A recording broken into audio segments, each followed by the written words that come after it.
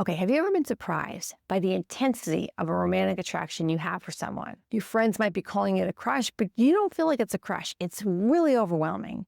But you're surprised by it because you're not a kid.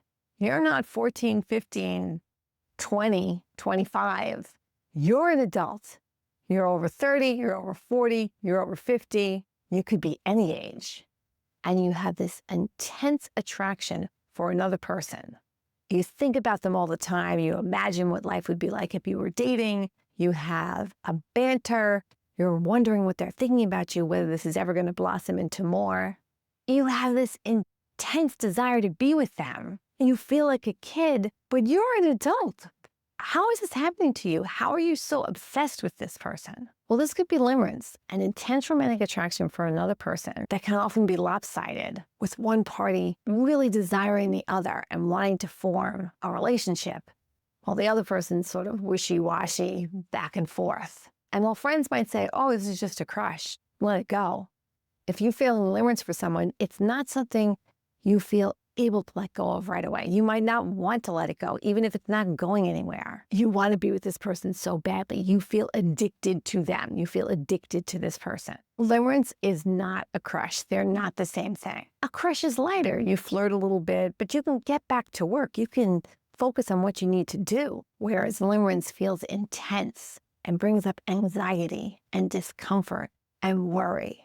Someone who's feeling limerence will report that when they're around their limerent other, when they see them, when they're getting positive feedback from them, they feel great. They feel on top of the world. It's almost like a high. But then if the person withdraws, if they don't hear from them, if they don't know what's going on, they feel despondent, worried, sick. And it can happen at any age. I've had many clients who will say, how can I be feeling this way now? I am an adult. I should be past this. I'd argue at midlife, 35, 45, 55, we can be more susceptible to these intense attractions. At midlife, we can feel very settled. We can feel settled at work. We can feel settled into relationships at home. Everything might feel like it's predictable. We know what's happening week to week. We might know what's happening year to year. In the summer, I go here. In the winter, I go here. We celebrate the holidays here. And it can start to feel a little stale.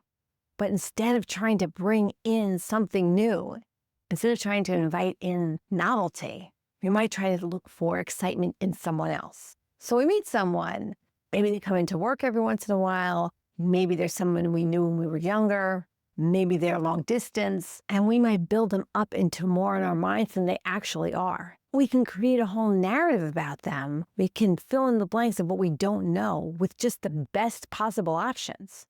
They might not be this perfect person that we think they are, but because they live in California and we live in Boston and we don't see them that often, it's just so easy to create a backstory about them that might not exist. So now we're talking to them, we're texting, and we've created a narrative about them that's made them more exciting, that's made them into a nearly perfect person. And while it's fantasy-driven, it can bring some feelings of romance and excitement into our lives, but it's not real. In addition to your life feeling very settled, sort of predictable, your body might be changing. You might be noticing wrinkles and gray hair and feel a little out of shape. You might feel a little more invisible or be worried that people don't find you as attractive as they did in years past. And this flirtation could feel like more because you're not feeling great about yourself. And if you're in a relationship, that might have shifted a little bit too. After years with your primary partner, things could start to feel a little stale. You might both be taking each other for granted a little bit and not inviting in something new, something exciting. You might be sort of in a rut.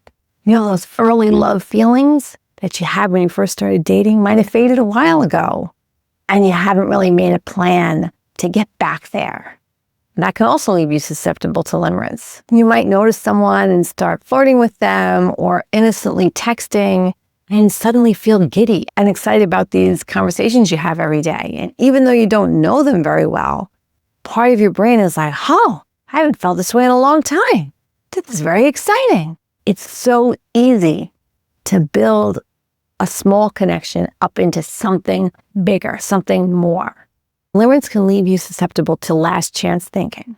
it feels so exciting, it feels so different that it can start to feel urgent. Like, I really need to be with this person. I need to know if they want to be with me. I need to know if this can move forward. And that's where it can really get dangerous. Your brain can start telling you stories. Like, this is my last chance to feel love again. I'll never find someone that understands me like this. Life is passing me by, and this is a chance for happiness. When you're feeling limerence, it's really difficult to be rational about it. You have to make efforts to bring yourself down to earth and to see the connection for what it really is, and to also see the ramifications of pursuing it. Because it really is like being addicted to someone. People with limerence share that they need to see the other person to feel like they're okay. And they experience withdrawal symptoms when the other person's not around. They get anxious and uncomfortable. They report not being able to control their thoughts about them, and they rearrange their day to be around them just to get the dopamine kick they get from seeing them. The person becomes sort of a drug. If you feel bereft, heartbroken at the idea of letting them go, remind yourself they've been built up in your head to be more than they really are. And a real relationship with them could be completely different than what you've been imagining. You might be mourning the potential of what could have been, not the reality. But if you don't work on letting it go, it can impact your life, making it difficult to connect with other people, hurting your focus at work, and shift your priorities to a connection that might not be benefiting you. What's important to realize is it's treatable. You don't have to go through this alone. You want to start by recognizing this is not a crush, and there's no shame in feeling this way, even if you're an adult, even if you're over 40, over 50, over 60. Realize this happens to way more people than you think. You're not broken, you're not crazy, you're not desperate, you're human. And you're going through something that many, many people experience. Start by trying to take space from your limerent other, muting them or disconnecting from them on social media, and let me know in the comments below how it's impacted you. Have you been able to go no contact? Have you been able to go low contact? What's worked and what hasn't worked in cutting the cord between you and your limerent other? I'm a licensed therapist, and I work with many people around limerent attraction and letting go of lopsided relationships. If this resonated with you, hit like and subscribe for more.